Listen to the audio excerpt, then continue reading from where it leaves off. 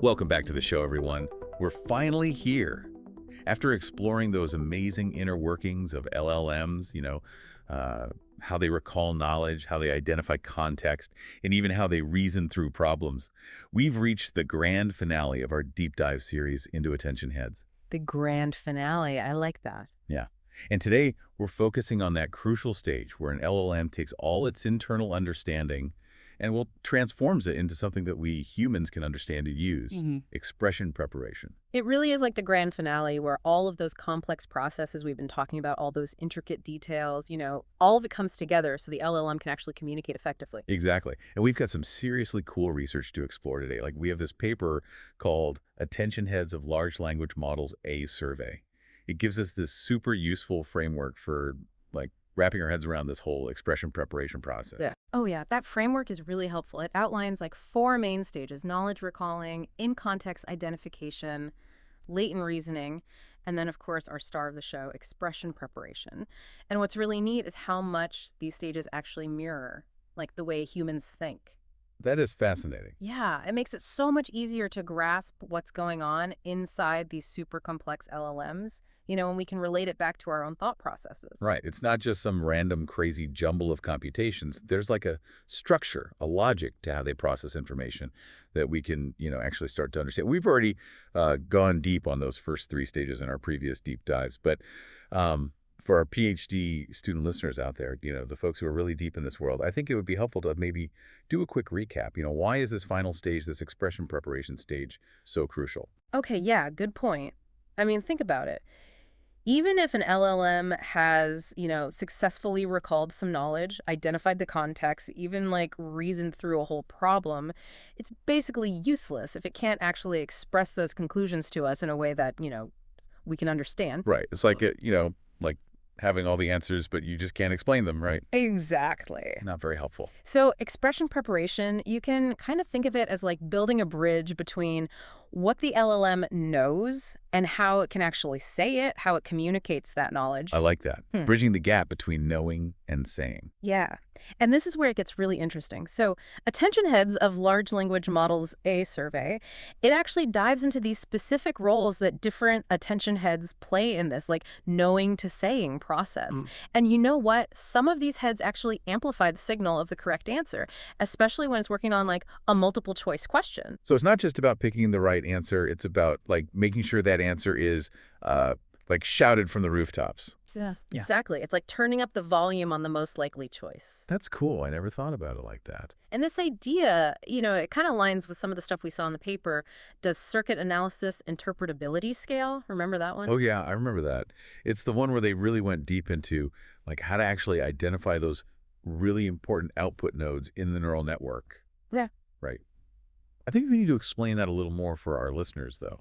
What are these output nodes? Good point. Yeah. Okay. So think of an LLM's neural network like a massive, interconnected web. And the output nodes are those specific points in that web that actually determine the words or the responses, the stuff that the LLM actually generates. They're like the final step in this whole process of translating all those internal computations into something we can actually see and understand. So if I'm getting this right, those expression preparation attention heads that we were just talking about, they play a role in shaping what happens at these crucial output nodes. They're kind of making sure that the right signals are amplified, right? Exactly. You got it. And it's not just about getting to the right answer either. Expression preparation, it also needs to make sure that whatever the LLM produces is consistent, it's coherent, and it's actually faithful to the user's instructions. And this is especially important, when you're dealing with multiple languages. Right, because even if it has the right information, a jumbled up response isn't very useful, right? Yeah. And didn't one of the papers talk about a coherence head and a faithfulness head? Yes. You're thinking of Steer's large language models for cross-lingual information retrieval. I think that's it. And that paper showed, if you manipulate those specific attention heads, you can actually improve both, get this, both the accuracy and the linguistic coherence of the output. And that's, especially helpful in multilingual tasks where things can get messy, So they're like the grammar police and the fact checkers of the LLM world. Huh. Yeah, that's a great way to put it. And it's interesting, right? Because these heads, they're not just passively filtering information. They're actively shaping that output, making sure it's clear and accurate. But, there's also this other really important layer of complexity that we need to think about: faithful reasoning. Oh, yeah, I remember that term. It was Yeah. in that On the Hardness of Faithful Chain of Thought Reasoning in Large Language I Models lo- paper, right? That was a real head scratcher. It was a good one. So, just to refresh, what is faithful reasoning exactly, and why is it like such a challenge for these LLMs? Yeah, remind me. Okay, so basically it means that even when an LLM gets the right answer, the reasoning it gives us, the steps it shows us to get to that answer might not actually be how it actually got there. So, like, it's kind of taking shortcuts or using some hidden logic that we don't actually see, and it still manages to get the right answer. Yeah, Hmm. that's exactly it. And here's the crazy part. Even if you show an LLM tons of examples of, good faithful reasoning, it doesn't necessarily mean that it's going to actually generate faithful reasoning on its own. Whoa, that is unsettling. I know, it's like telling someone, step by step how to solve a puzzle, but they still don't really get, the logic behind it. Right. That is, wow. It makes you wonder about the transparency and the explainability, right? Yeah. Like, how can we actually trust an LM's output if we can't, like, truly understand its reasoning process? Yeah, that's a huge challenge, one that researchers are really grappling with right now. We need to figure out new techniques to, look deeper into those internal mechanisms and make them more transparent. It's like we need to build an LLM brain scanner. Haha, yeah, that'd be something.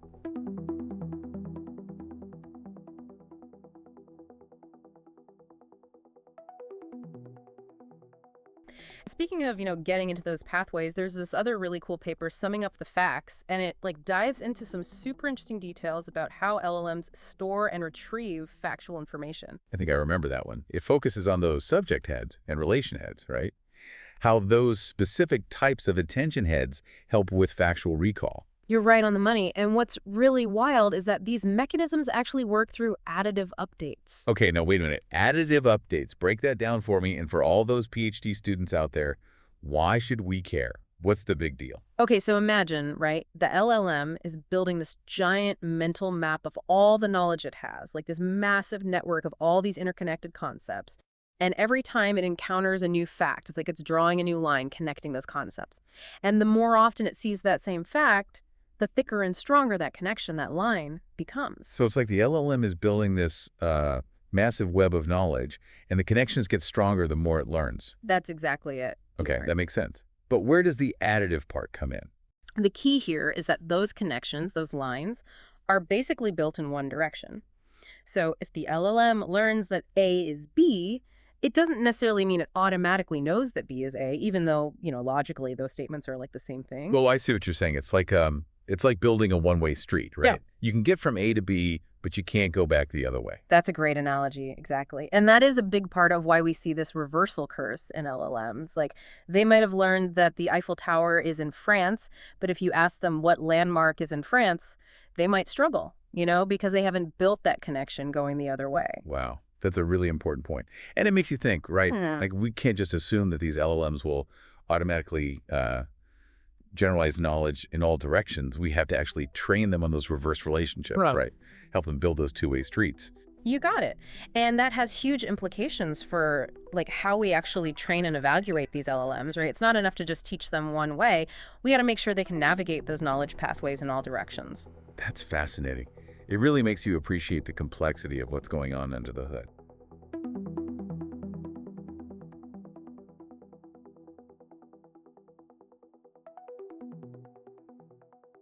So we've got this reversal curse to think about, and I think we're just getting started on all the cool insights from summing up the facts. So, we were talking about summing up the facts. It really does a deep dive into how those subject and relation heads actually contribute to the whole process of, answering factual questions. Like, how do they work? You mentioned they're like specialized detectives, right? Yeah. What are they like actually looking for? Okay, so imagine this, right? They're focusing on different parts of the question. So the subject heads, those guys, they zero in on the subject of whatever you're asking, right? Like the main thing. And they try to pull out all the information the LLM has stored about that thing. It's like, imagine you ask, what country is the Eiffel Tower located in? The subject heads, they're immediately going to be like, Eiffel Tower, Eiffel Tower. Okay, what do we know about the Eiffel Tower? Let's gather all the facts. So it's like pulling up the LLM's entire file on the Eiffel Tower, all the info it's got. Exactly. It's gathering all that knowledge. But then their relation heads, they come in and they're like, hold on, what's the relationship here? What are we actually being asked about? So they're analyzing that, located in part. They're trying to figure out what kind of answer we need. Since it's about location, they'll be like, okay, we need a place, a country, a city, something like that. So it's like a team effort. Subject heads, grab the info, relation heads, figure out what kind of answer we need. That's it. It's a two-pronged approach. And then through those additive updates we talked about, they build a pathway, a connection that leads to the answer, France. Okay, I'm following you. That makes sense for these simple, factual questions. Mhm. But what about those more complicated reasoning tasks where the answer isn't like directly stored in the LLM's knowledge base? That's where things get really tricky, right? Remember that reversal curse we were talking about? Well, summing up the facts gives us some really cool insights into why that curse happens. So imagine the LLM has only learned that, the Eiffel Tower is in France. It might not be able to flip that around and answer, what landmark is located in France. Even though, like, logically, it knows the Eiffel Tower's in France. Exactly. Because it's only built that one-way street, remember? Eiffel Tower to France, but not the other way around. Okay, yeah, because of those one-way connections. And that's huge, right? It changes how we think about training these LLMs. Like, we can't assume they'll automatically generalize knowledge in all directions. We need to make sure they're learning those relationships in both directions, Yeah. teach them how to go from A to B and from B back to A. So, like, if we include more varied training data, Yeah. that would help, different ways of asking about the same relationship. Yes, exactly. The more variety, the better. It's giving them a complete map instead of just a one-way ticket. I like that analogy. It makes a lot of sense.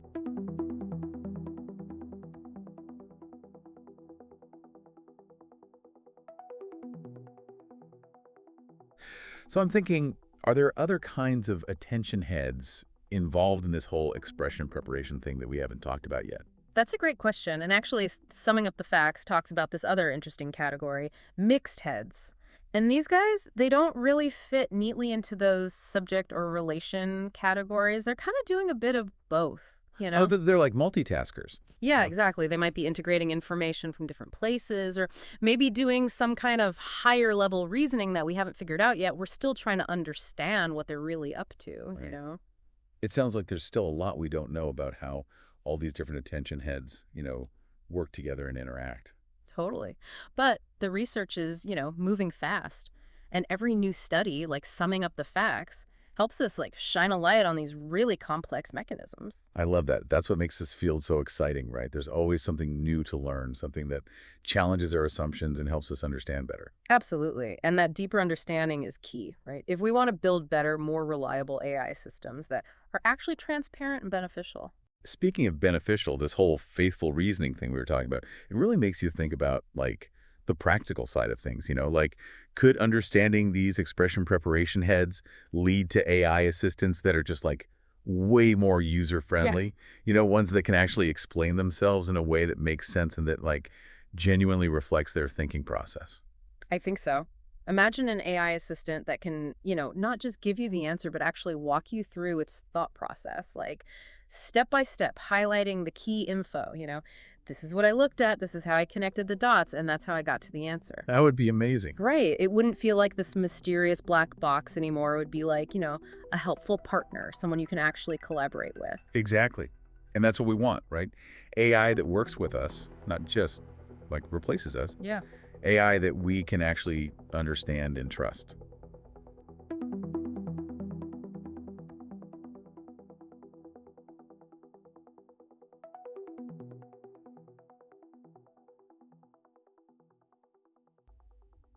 Well, this conversation has definitely inspired me to, like, dive even deeper into this research. Me too. It's so fascinating. So, what else can summing up the facts tell us about how these attention heads actually work. Like, how do they all come together? So we've talked about, those subject and relation heads, even those mysterious mixed heads. But, like, how do they all actually work together? How do they take all that information and actually create, like, a coherent, a final output that makes sense? Well, summing up the facts keeps coming back to this idea of additive updates, remember, which Right. we talked about earlier. It's like really central to this whole process. I'm still kind of, wrapping my head around what that really means. Can we try explaining it, like, super simply? So even a 5-year-old PhD student could get it? Uh-huh. Okay, I like that challenge. All right, so picture this, right? You've got this like giant whiteboard and it's covered in all these words and concepts, and all those words and concepts, they're connected by lines, right? So every time the LLM encounters a new fact, it's like drawing a new line between those related concepts. And the more often it sees that same fact, the thicker and stronger that line gets.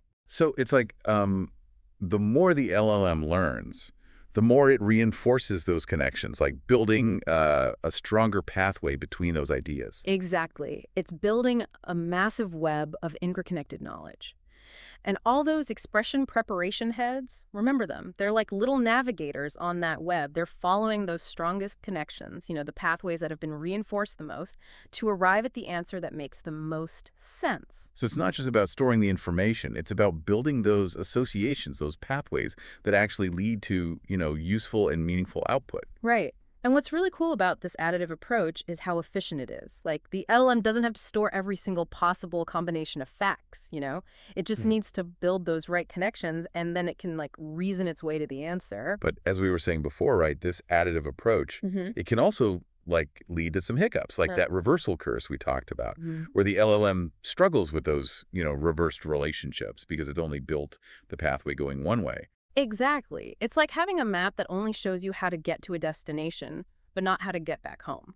So again, we see how important it is to have that diverse training data, right? Hmm. To make sure those LLMs are exposed to all those different ways of expressing relationships so they can build those two-way streets in their knowledge map. Absolutely. The more varied the training, the more robust and flexible their understanding becomes. So, thinking about the future, where does all this leave us? Like for our PhD students listening, what are some of the big takeaways, the key things they should be focusing on as they do their research? I think one of the most exciting areas for future research is figuring out how to make those internal pathways, those connections, more transparent. Like, what if we could actually see how those attention heads are contributing to the reasoning process? It would be like having X-ray vision into the LM's brain. Exactly. We could see the routes they're taking, how they're connecting the dots. And then we could like identify potential biases, right? Yeah, Or places where the reasoning might be flawed or incomplete. exactly. We could actually see where things might go wrong and then, try to fix them. It feels like we're on the verge of this like new era of AI interpretability, Yeah. you know, where we can actually understand those cognitive processes happening inside the LLM, not just, observe the output. I totally agree. And that understanding, it's crucial, right? If we want to build trust in these systems, make sure they're used ethically, and ultimately that they benefit humanity. Well said. Yeah. I want to thank you for joining us on this incredible deep dive into the world of expression preparation attention heads. The pleasure was all mine. Always love these conversations. And to all our amazing PhD student listeners out there, keep exploring, keep asking those tough questions. The future of AI, it really is in your hands. Couldn't agree more. You guys are the ones who are going to make those breakthroughs that'll shape how we use and understand these incredible technologies for years to come. This wraps up our 6-part series exploring all those fascinating attention heads in LLMs. We started with knowledge recalling, then moved on to in-context identification and latent reasoning, and finally we landed here with expression preparation. It's been quite a journey. And, we've only just scratched the surface. To all our listeners out there, thanks for joining us on the deep dive. We hope these episodes have gotten you thinking, sparked some new ideas, and given you a better understanding of the incredible world of LLMs. We can't wait to see all the amazing discoveries you'll make as you continue to explore AI. Until next time, everyone, keep learning, keep questioning, and keep diving deep into the mysteries of the universe.